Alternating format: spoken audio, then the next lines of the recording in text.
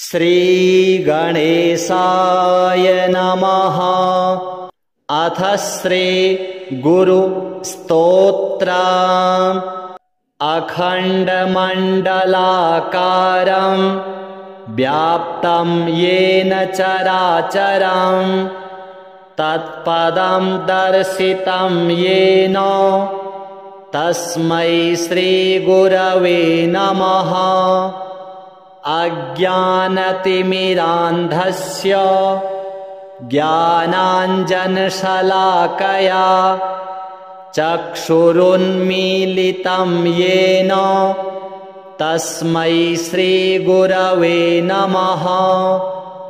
गुरुर्ब्रह्मा गुरुर्विष्णुः गुरुर्देवो महेश्वरः गुरुः साक्षात् परब्रह्म तस्मै श्रीगुरवे नमः।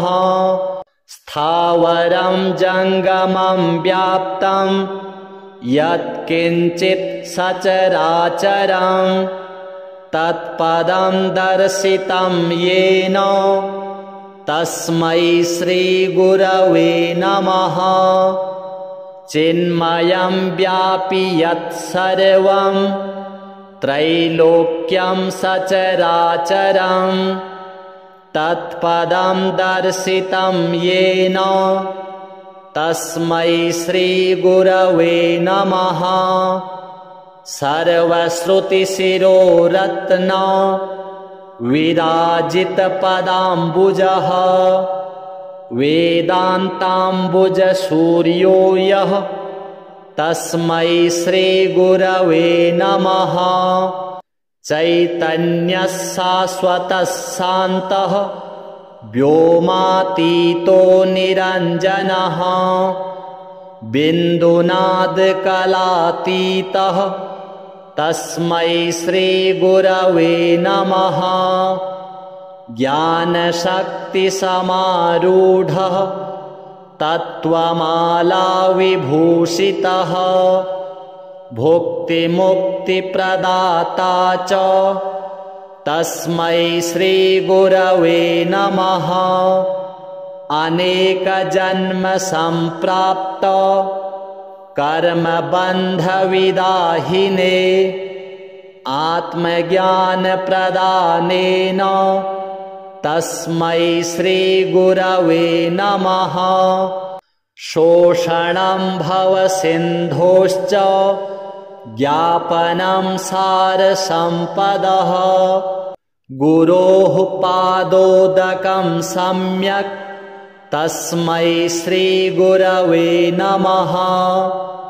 न गुरोरधिकं तत्त्वं न गुरोरधिकं तपः तत्त्वज्ञानात् परं नास्ति तस्मै श्रीगुरवे नमः।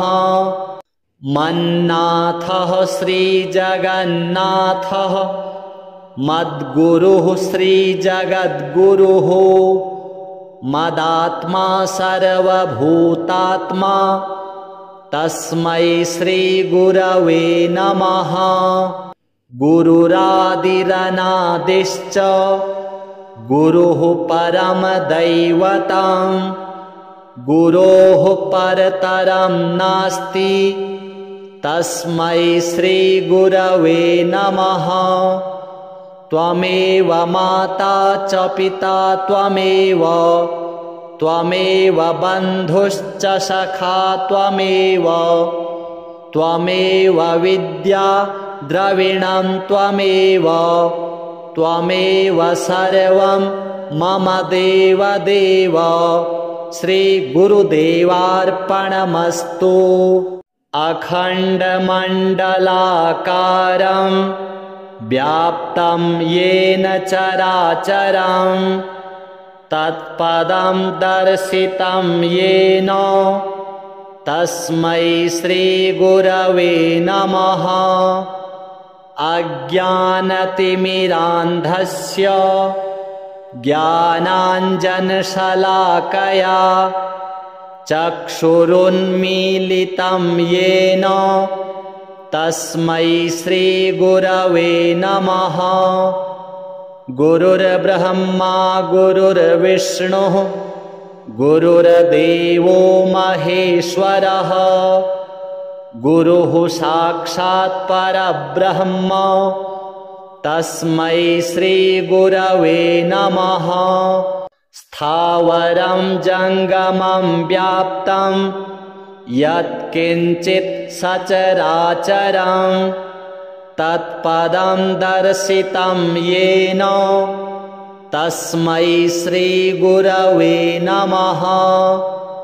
चिन्मयं व्यापि यत्सर्वं त्रैलोक्यं सचराचरं तत्पदं दर्शितं येन तस्मै श्रीगुरवे नमः।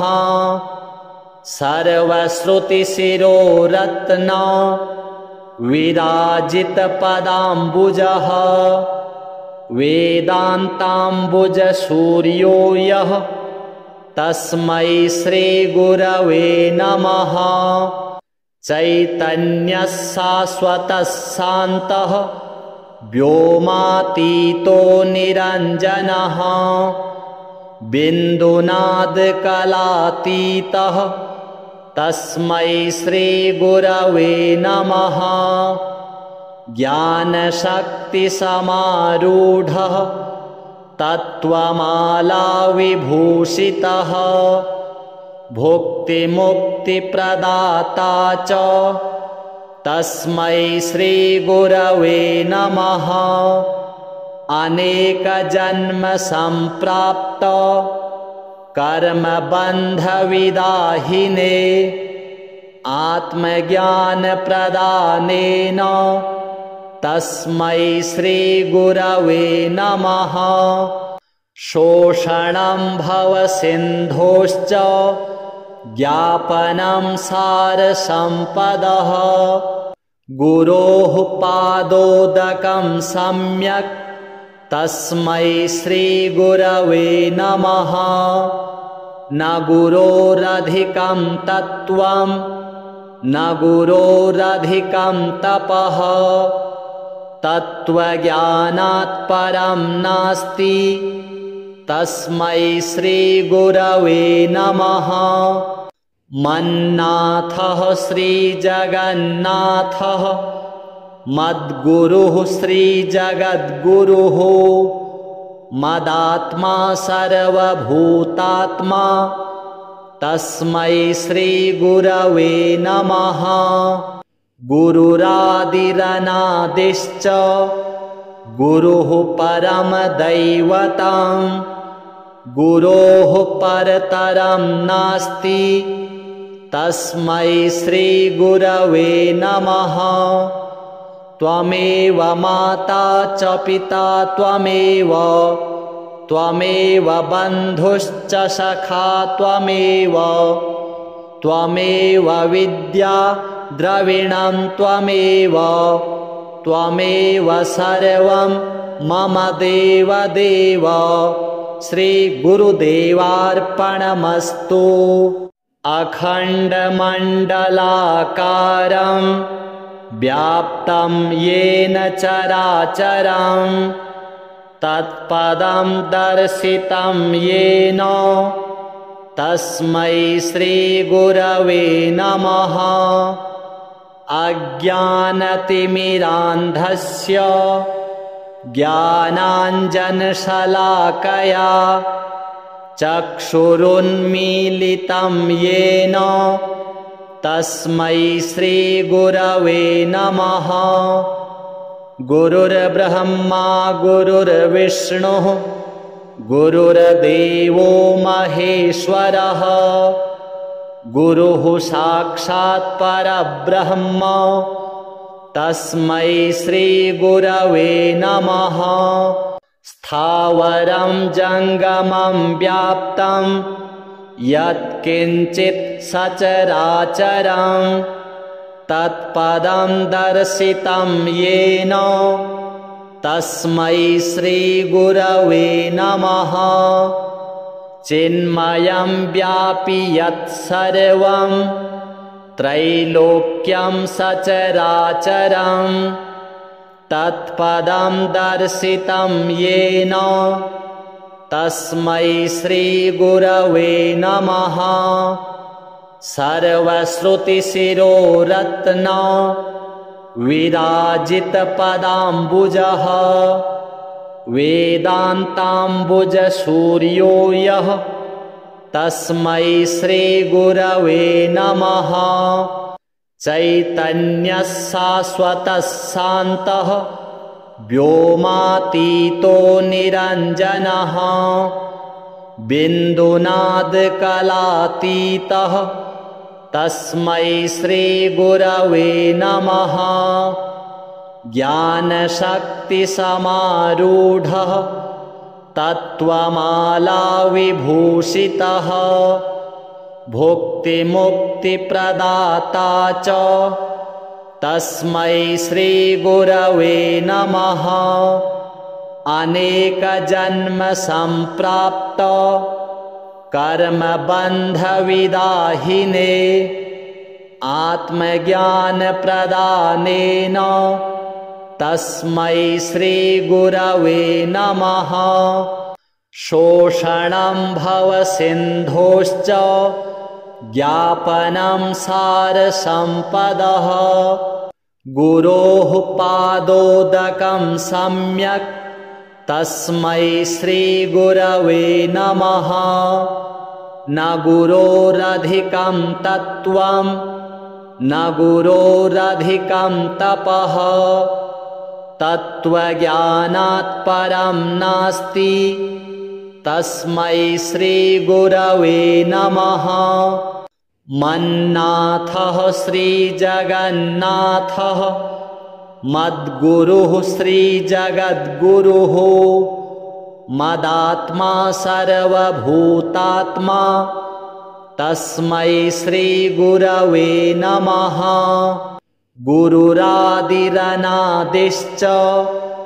गुरुः परमदैवतं गुरोः परतरं नास्ति तस्मै श्रीगुरवे नमः। त्वमेव माता च पिता त्वमेव त्वमेव बन्धुश्च सखा त्वमेव त्वमेव विद्या द्रविणं त्वमेव त्वमेव सर्वं मम देवदेव। श्रीगुरुदेवार्पणमस्तु। अखण्डमण्डलाकारं व्याप्तं येन चराचरं तत्पदं दर्शितं येन तस्मै श्रीगुरवे नमः। अज्ञानतिमिरान्धस्य ज्ञानाञ्जनशलाकया चक्षुरुन्मीलितं येन तस्मै श्रीगुरवे नमः। गुरुर्ब्रह्मा गुरुर्विष्णुः गुरुर्देवो महेश्वरः गुरुः साक्षात् परब्रह्म तस्मै श्रीगुरवे नमः। स्थावरं जङ्गमं व्याप्तं यत्किञ्चित् सचराचरं तत्पदं दर्शितं येन तस्मै श्रीगुरवे नमः। चिन्मयं व्यापि यत्सर्वं त्रैलोक्यं सचराचरं तत्पदं दर्शितं येन तस्मै श्रीगुरवे नमः। सर्वश्रुतिशिरोरत्न विराजितपदाम्बुजः वेदान्ताम्बुजसूर्यो यः तस्मै श्रीगुरवे नमः। चैतन्यः शाश्वतः शान्तः व्योमातीतो निरञ्जनः बिन्दुनादकलातीतः तस्मै श्रीगुरवे नमः। ज्ञानशक्तिसमारूढः तत्त्वमालाविभूषितः भुक्तिमुक्तिप्रदाता च तस्मै श्रीगुरवे नमः।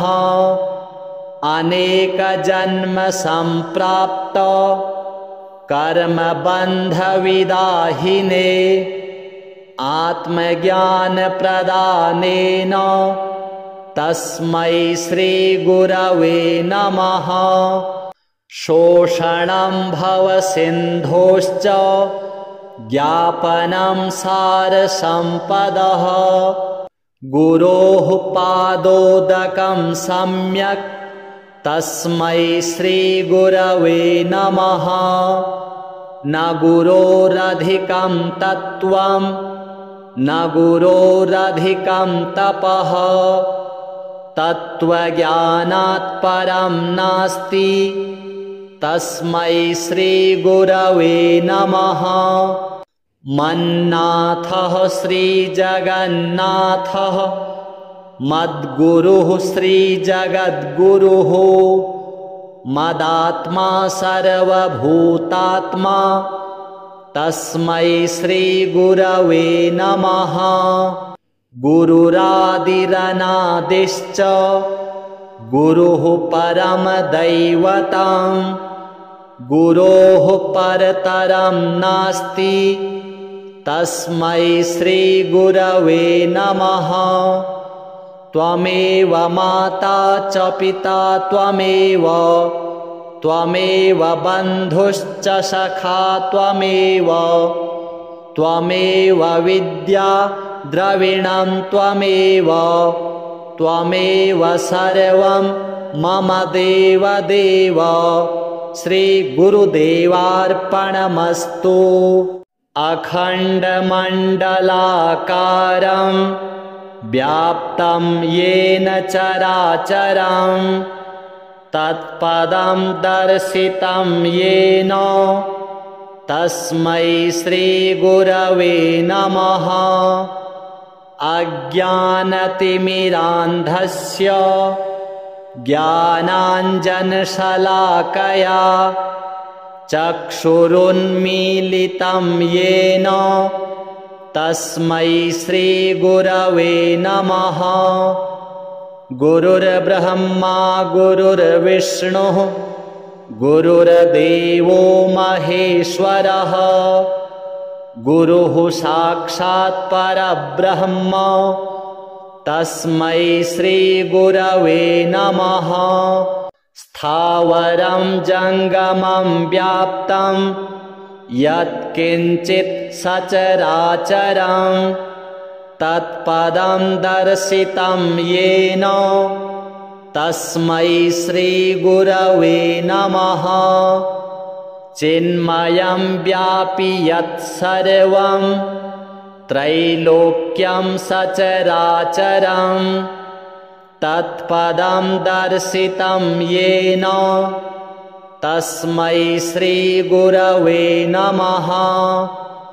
सर्वश्रुतिशिरोरत्न विराजितपदाम्बुजः वेदान्ताम्बुजसूर्यो यः तस्मै श्रीगुरवे नमः।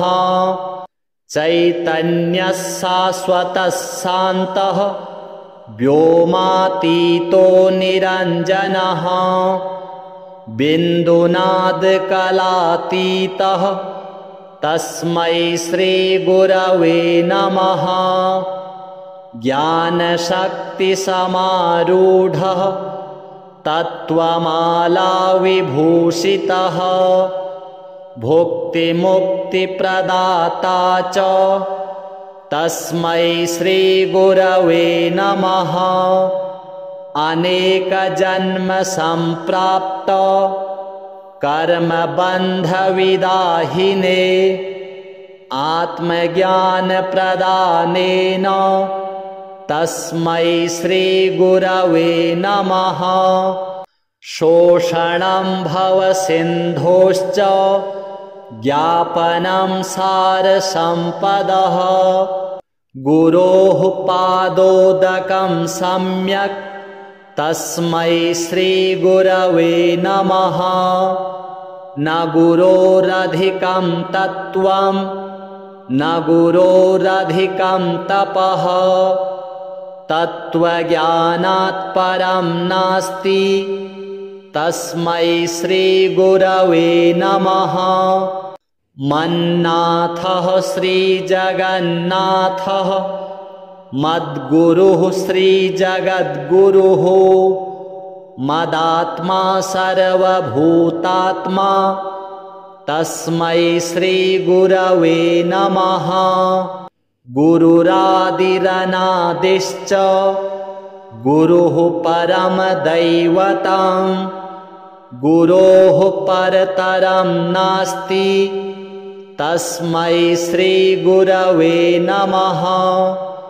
त्वमेव माता च पिता त्वमेव त्वमेव बन्धुश्च सखा त्वमेव त्वमेव विद्या द्रविणं त्वमेव त्वमेव सर्वं मम देवदेव।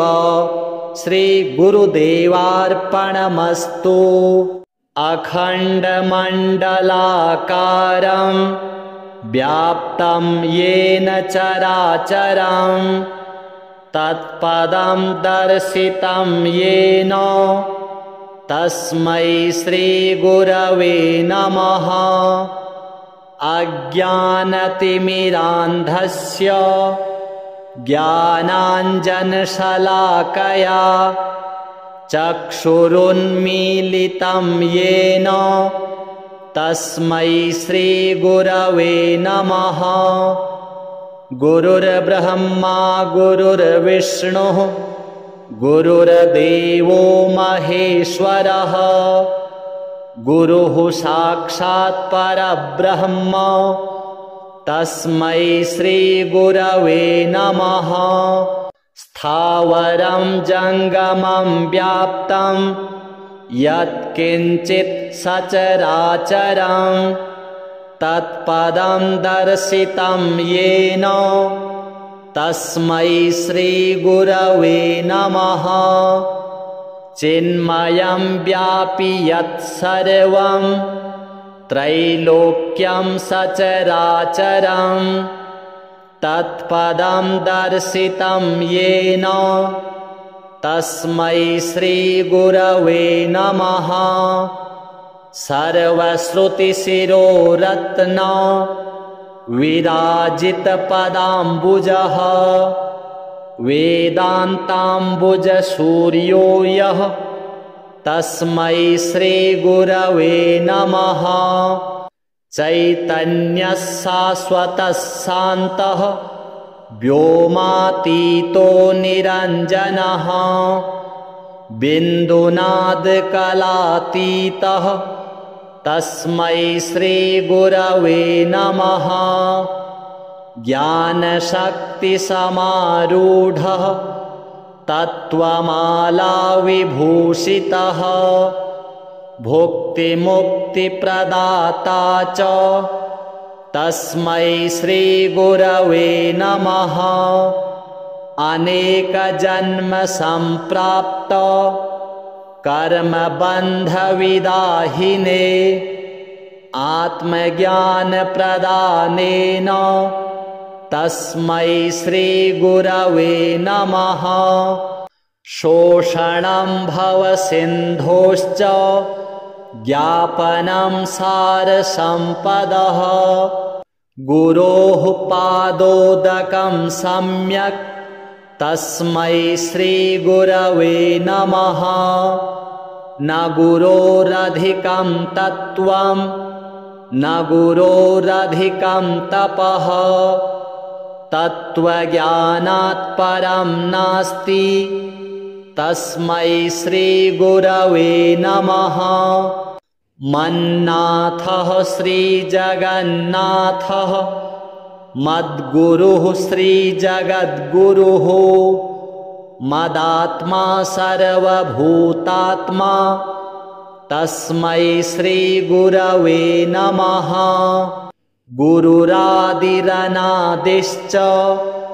गुरुः परमदैवतं गुरोः परतरं नास्ति तस्मै श्रीगुरवे नमः। त्वमेव माता च पिता त्वमेव त्वमेव बन्धुश्च सखा त्वमेव त्वमेव विद्या द्रविणं त्वमेव त्वमेव सर्वं मम देवदेव। श्रीगुरुदेवार्पणमस्तु। अखण्डमण्डलाकारं व्याप्तं येन चराचरं तत्पदं दर्शितं येन तस्मै श्रीगुरवे नमः। अज्ञानतिमिरान्धस्य ज्ञानाञ्जनशलाकया चक्षुरुन्मीलितं येन तस्मै श्रीगुरवे नमः। गुरुर्ब्रह्मा गुरुर्विष्णुः गुरुर्देवो महेश्वरः गुरुः साक्षात् परब्रह्म तस्मै श्रीगुरवे नमः। स्थावरं जङ्गमं व्याप्तं यत्किञ्चित् सचराचरं तत्पदं दर्शितं येन तस्मै श्रीगुरवे नमः। चिन्मयं व्यापि यत्सर्वं त्रैलोक्यं सचराचरं तत्पदं दर्शितं येन तस्मै श्रीगुरवे नमः। सर्वश्रुतिशिरोरत्न विराजितपदाम्बुजः वेदान्ताम्बुजसूर्यो यः तस्मै श्रीगुरवे नमः। चैतन्यः शाश्वतः शान्तः व्योमातीतो निरञ्जनः बिन्दुनादकलातीतः तस्मै श्रीगुरवे नमः। ज्ञानशक्तिसमारूढः तत्त्वमालाविभूषितः भुक्तिमुक्तिप्रदाता च तस्मै श्रीगुरवे नमः। अनेकजन्मसम्प्राप्त कर्मबन्धविदाहिने आत्मज्ञानप्रदानेन तस्मै श्रीगुरवे नमः। शोषणं भवसिन्धोश्च ज्ञापनं सारसम्पदः गुरोः पादोदकं सम्यक् तस्मै श्रीगुरवे नमः। न गुरोरधिकं तत्त्वं न गुरोरधिकं तपः तत्त्वज्ञानात् परं नास्ति तस्मै श्रीगुरवे नमः। मन्नाथः श्रीजगन्नाथः मद्गुरुः श्रीजगद्गुरुः मदात्मा सर्वभूतात्मा तस्मै श्रीगुरवे नमः। गुरुरादिरनादिश्च गुरुः परमदैवतं गुरोः परतरं नास्ति तस्मै श्रीगुरवे नमः। त्वमेव माता च पिता त्वमेव त्वमेव बन्धुश्च सखा त्वमेव त्वमेव विद्या द्रविणं त्वमेव त्वमेव सर्वं मम देवदेव। श्रीगुरुदेवार्पणमस्तु। अखण्डमण्डलाकारं व्याप्तं येन चराचरं तत्पदं दर्शितं येन तस्मै श्रीगुरवे नमः। अज्ञानतिमिरान्धस्य ज्ञानाञ्जनशलाकया चक्षुरुन्मीलितं येन तस्मै श्रीगुरवे नमः। गुरुर्ब्रह्मा गुरुर्विष्णुः गुरुर्देवो महेश्वरः गुरुः साक्षात् परब्रह्म तस्मै श्रीगुरवे नमः। स्थावरं जङ्गमं व्याप्तं यत्किञ्चित् सचराचरं तत्पदं दर्शितं येन तस्मै श्रीगुरवे नमः। चिन्मयं व्यापि यत्सर्वं त्रैलोक्यं सचराचरं तत्पदं दर्शितं येन तस्मै श्रीगुरवे नमः। सर्वश्रुतिशिरोरत्न विराजितपदाम्बुजः वेदान्ताम्बुजसूर्यो यः तस्मै श्रीगुरवे नमः। चैतन्यः शाश्वतः शान्तः व्योमातीतो निरञ्जनः बिन्दुनादकलातीतः तस्मै श्रीगुरवे नमः। ज्ञानशक्तिसमारूढः तत्त्वमालाविभूषितः भुक्तिमुक्तिप्रदाता च तस्मै श्रीगुरवे नमः। अनेकजन्मसम्प्राप्त कर्मबन्धविदाहिने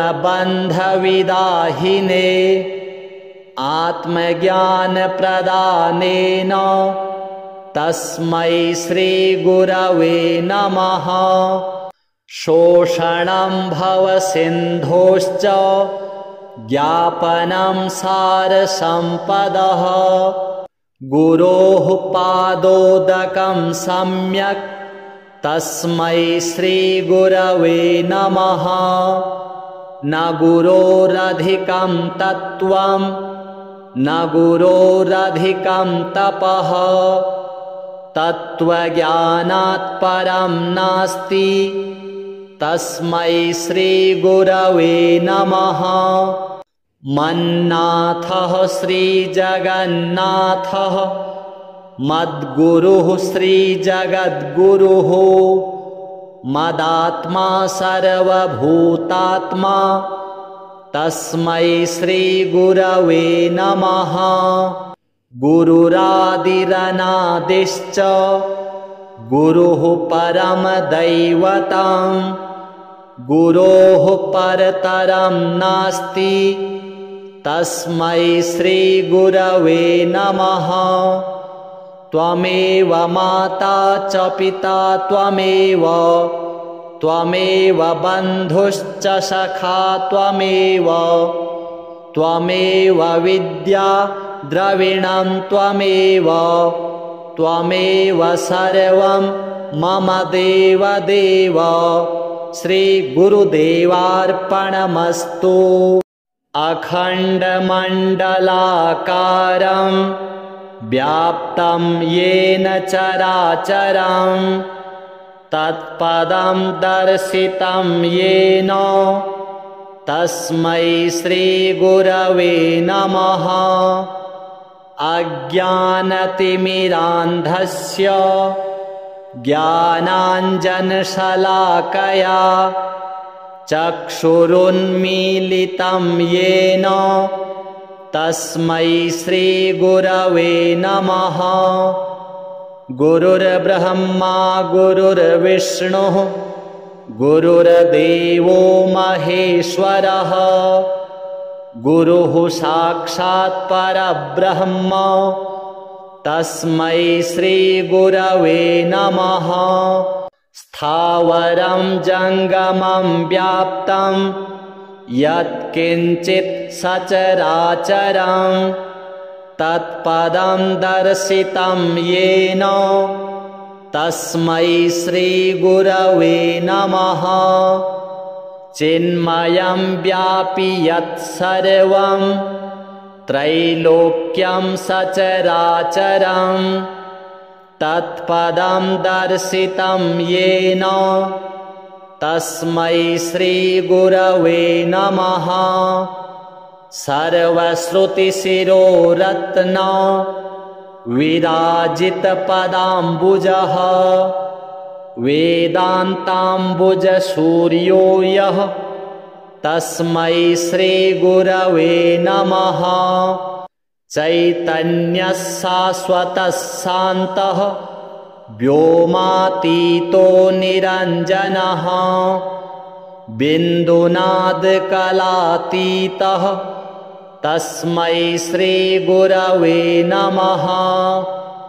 ज्ञानशक्तिसमारूढः तत्त्वमालाविभूषितः भुक्तिमुक्तिप्रदाता च तस्मै श्रीगुरवे नमः।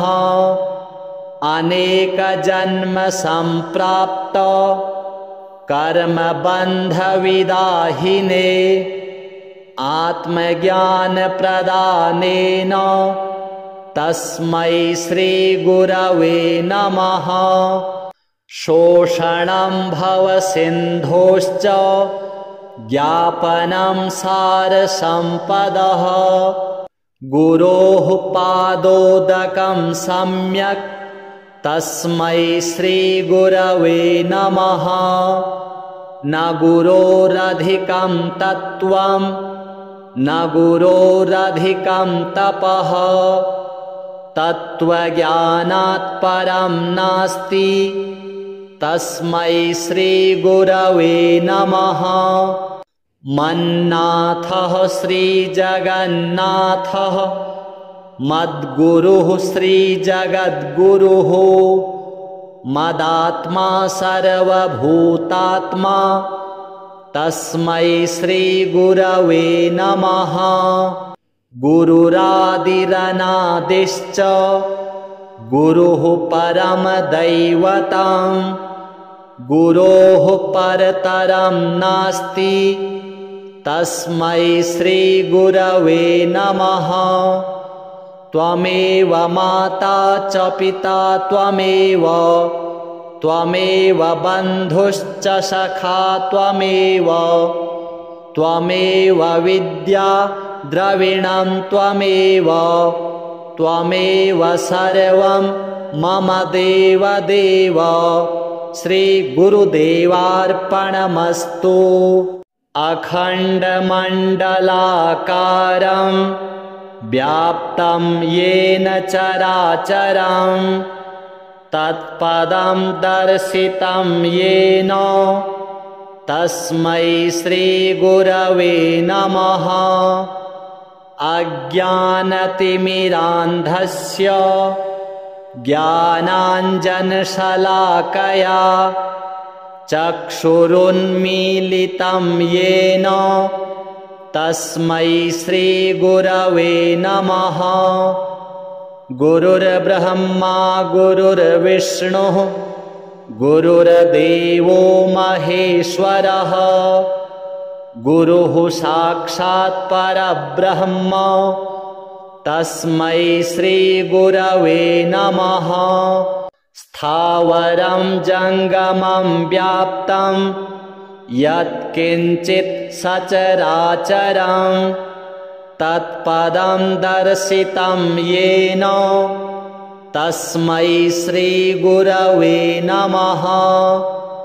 चिन्मयं व्यापि यत्सर्वं त्रैलोक्यं सचराचरं तत्पदं दर्शितं येन तस्मै श्रीगुरवे नमः।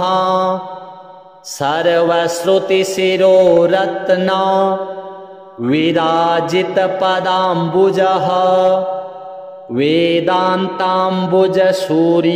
यः तस्मै श्रीगुरवे नमः।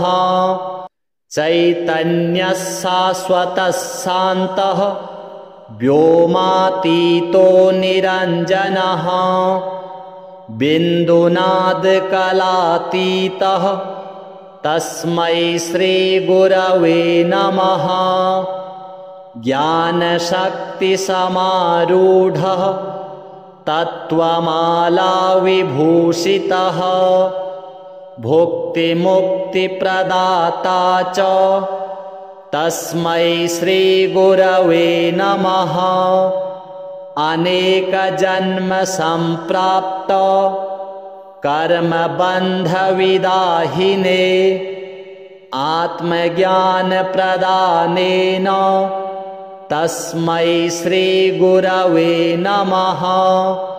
शोषणं भवसिन्धोश्च ज्ञापनं सारसम्पदः गुरोः पादोदकं सम्यक् तस्मै श्रीगुरवे नमः। न गुरोरधिकं तत्त्वं न गुरोरधिकं तपः तत्त्वज्ञानात् परं नास्ति तस्मै श्रीगुरवे नमः। मन्नाथः श्रीजगन्नाथः मद्गुरुः श्रीजगद्गुरुः मदात्मा सर्वभूतात्मा तस्मै श्रीगुरवे नमः। गुरुरादिरनादिश्च गुरुः परमदैवतं गुरोः परतरं नास्ति तस्मै श्रीगुरवे नमः। त्वमेव माता च पिता त्वमेव त्वमेव बन्धुश्च सखा त्वमेव त्वमेव विद्या द्रविणं त्वमेव त्वमेव सर्वं मम देवदेव। श्रीगुरुदेवार्पणमस्तु। अखण्डमण्डलाकारं व्याप्तं येन चराचरं तत्पदं दर्शितं येन तस्मै श्रीगुरवे नमः। अज्ञानतिमिरान्धस्य ज्ञानाञ्जनशलाकया चक्षुरुन्मीलितं येन तस्मै श्रीगुरवे नमः। गुरुर्ब्रह्मा गुरुर्विष्णुः गुरुर्देवो महेश्वरः गुरुः साक्षात् परब्रह्म तस्मै श्रीगुरवे नमः। स्थावरं जङ्गमं व्याप्तं यत्किञ्चित् सचराचरं तत्पदं दर्शितं येन तस्मै श्रीगुरवे नमः। चिन्मयं व्यापि यत्सर्वं त्रैलोक्यं सचराचरं तत्पदं दर्शितं येन तस्मै श्रीगुरवे नमः। सर्वश्रुतिशिरोरत्न विराजितपदाम्बुजः वेदान्ताम्बुजसूर्यो यः तस्मै श्रीगुरवे नमः। चैतन्यः शाश्वतः शान्तः व्योमातीतो निरञ्जनः बिन्दुनादकलातीतः तस्मै श्रीगुरवे नमः। ज्ञानशक्तिसमारूढः तत्त्वमाला विभूषितः भुक्तिमुक्तिप्रदाता च तस्मै श्रीगुरवे नमः। अनेकजन्मसम्प्राप्त कर्मबन्धविदाहिने आत्मज्ञानप्रदानेन तस्मै श्रीगुरवे नमः। शोषणं भवसिन्धोश्च ज्ञापनं सारसम्पदः गुरोः पादोदकं सम्यक् तस्मै श्रीगुरवे नमः। न गुरोरधिकं तत्त्वं न गुरोरधिकं तपः तत्त्वज्ञानात् परं नास्ति तस्मै श्रीगुरवे नमः। मन्नाथः श्रीजगन्नाथः मद्गुरुः श्रीजगद्गुरुः मदात्मा सर्वभूतात्मा तस्मै श्रीगुरवे नमः। गुरुरादिरनादिश्च गुरुः परमदैवतं गुरोः परतरं नास्ति तस्मै श्रीगुरवे नमः। त्वमेव माता च पिता त्वमेव त्वमेव बन्धुश्च सखा त्वमेव त्वमेव विद्या द्रविणं त्वमेव त्वमेव सर्वं मम देवदेव। श्रीगुरुदेवार्पणमस्तु।